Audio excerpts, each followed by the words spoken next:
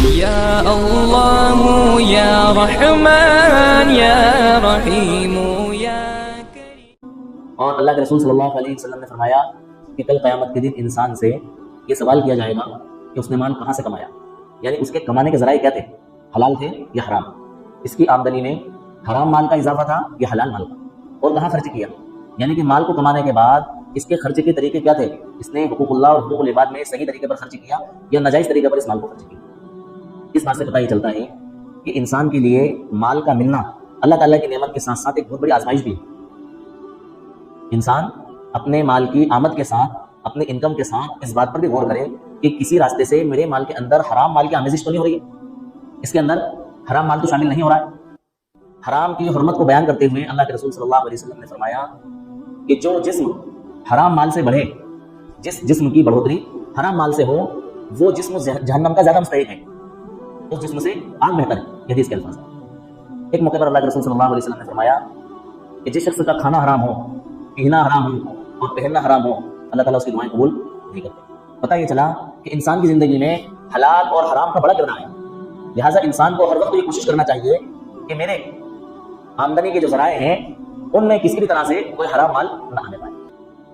حرام آمدنی کے ویسے تو بے شمار ذرائع ہیں، بہت ساری چیزیں ہیں،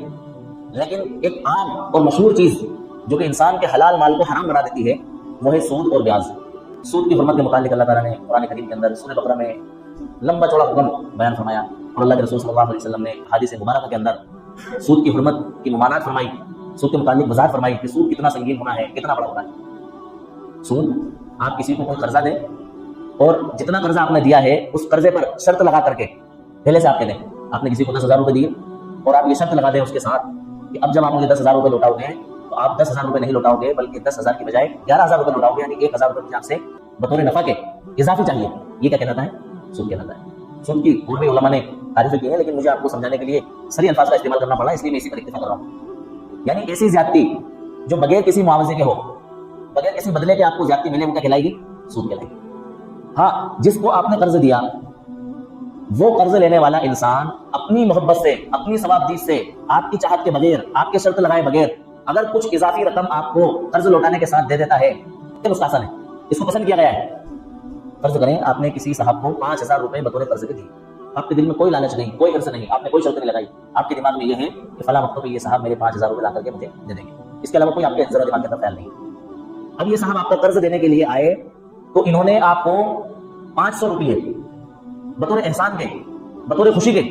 کہ میں اس بات سے بہت خوش ہوں، اس وقت آپ نے میرا کام چلایا، میرا دل یہ چاہتا ہے کہ آپ میری طرف سے یہ پیسے رکھیں، یہ تحفہ رکھیں، تو اس کو شریعت نے کیا کیا ہے؟ پسند کیا۔ یہ سود میں شامل نہیں ہوگا۔ سود میں وہی قرض شامل ہوگا جس کے اوپر اضافی رقم کی شرط لگا دی جائے کہ مجھے اتنے چاہیے، واپسی لیتے وقت مجھے اتنے روپئے چاہیے، وہ کیا کہلائے گا؟ سود کہلائے گا۔